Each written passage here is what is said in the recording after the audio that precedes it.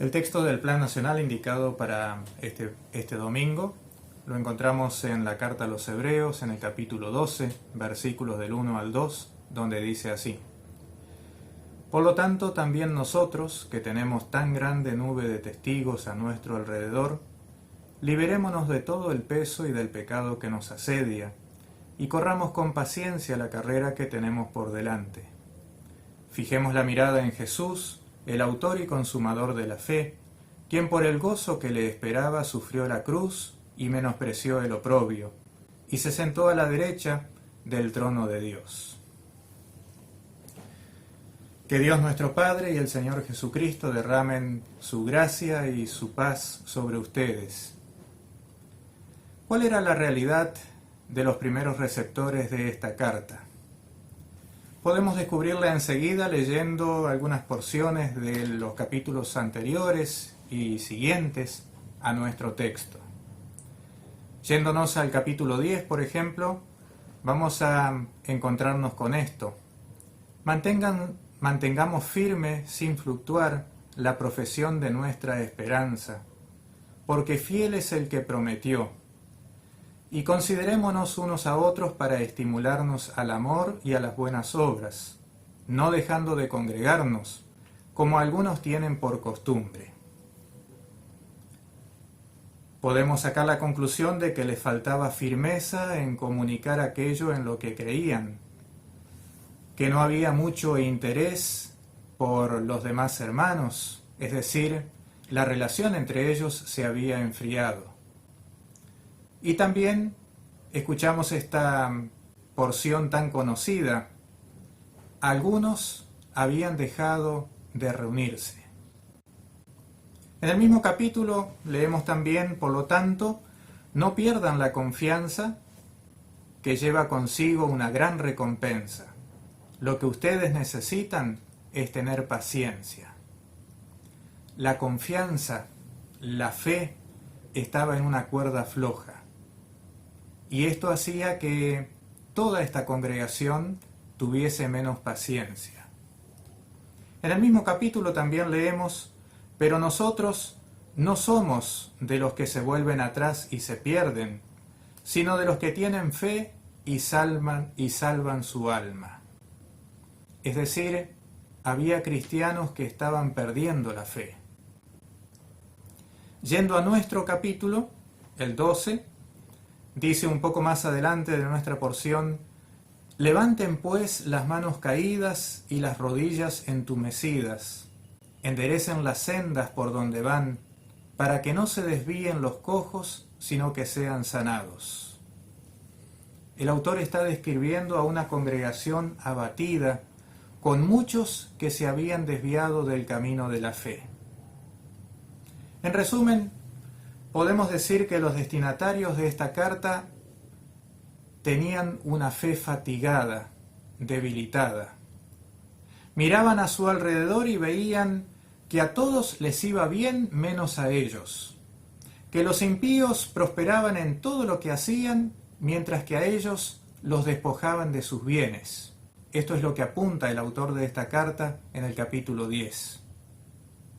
Seguramente estaban con la misma pregunta que Pedro le hizo a Jesús en una ocasión: nosotros lo hemos dejado todo y te hemos seguido. ¿Qué ganaremos con eso? Si nos miramos, vamos a darnos cuenta que nuestra realidad no es muy distinta. Muchos de los miembros de nuestra iglesia también se cansan y dejan de reunirse. Este tal vez es uno de los primeros indicadores de este cansancio en la fe.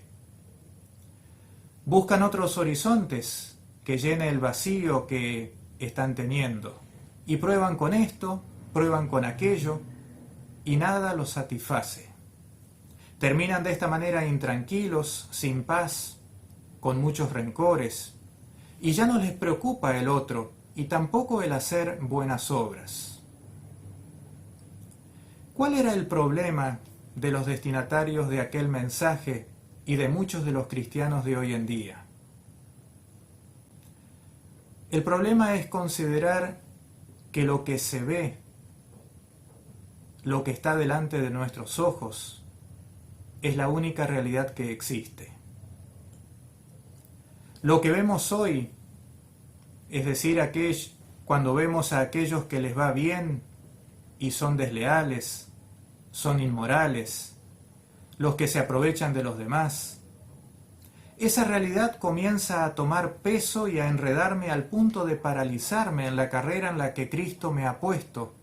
Y esto hace que muchos ya no le encuentren sentido al amor fraternal, a la hospitalidad, a ocuparse de los desvalidos, a honrar el matrimonio, a vivir sin codiciar las riquezas, a confiar en que el Señor es quien nos ayuda y por lo tanto no debiera preocuparnos lo que puede hacernos el ser humano. Porque no es la única realidad aquella que tenemos delante de nuestros ojos, es que en esta misma carta aparece este versículo que conocemos nosotros tan bien y que dice así: tener fe es estar seguro de lo que se espera, es estar convencido de lo que no se ve. Por eso la exhortación de nuestro texto apunta a fijar nuestra vista, nuestra atención en aquello que no se ve. Y en primer lugar, nos dice que no estamos solos en la vida de fe. En esta carrera en la que Dios nos puso para que vivamos en santidad de vida, hay una gran nube de testigos a nuestro alrededor. Están como la gente en un estadio. No están viéndonos a nosotros mientras corremos la carrera en la cual Cristo nos puso, sino que están allí para que nosotros nos fijemos en ellos. Ellos son Noé, Abraham, Sara, Isaac, Jacob, José, Moisés y tantos otros que son mencionados en el capítulo 11 de esta carta. Todos ellos creyeron que quien les había hecho la promesa era fiel y se enfocaron en la recompensa, en lo que estaba delante. Esperaron por una patria mejor y la consiguieron de parte de ese Dios que se las había prometido. Contando con su testimonio, somos exhortados a vivir como ellos, en arrepentimiento y fe, para que Dios siempre nos quite el peso del pecado que nos estorba y que nos enreda, y así sigamos siendo testigos de Cristo y ser ejemplos para otros. En segundo lugar, somos exhortados a fijar nuestra mirada en Jesús, el autor y consumador de la fe. No significa que nos pongamos a ver una imagen de nuestro Salvador, sino que fijar nuestra mirada en Jesús significa escucharlo a Él, recibir aquello que nuestra fe está necesitando a diario, escucharlo cuando Él nos dice: yo te perdono, y saber que eso es lo que ha ocurrido, es que fuiste perdonado. Al escucharlo a Cristo podremos ver lo poco que conocemos acerca de su existencia. Pero eso poco es lo único que nos hace falta para el día de hoy, para vivir nuestra fe, para poder seguir corriendo la carrera en la cual Cristo nos ha puesto. Eso poco es aquello que encontramos en los evangelios. Es su vida de servicio en nuestro favor, su pasión, su muerte y su resurrección por nosotros, aquello que ocurrió en torno al oprobio de la cruz. En esa pequeña ventana que significó su estadía entre nosotros, nosotros quedamos convencidos de que Él es verdadero Dios y que también es verdadero hombre, que vino para salvarnos a nosotros.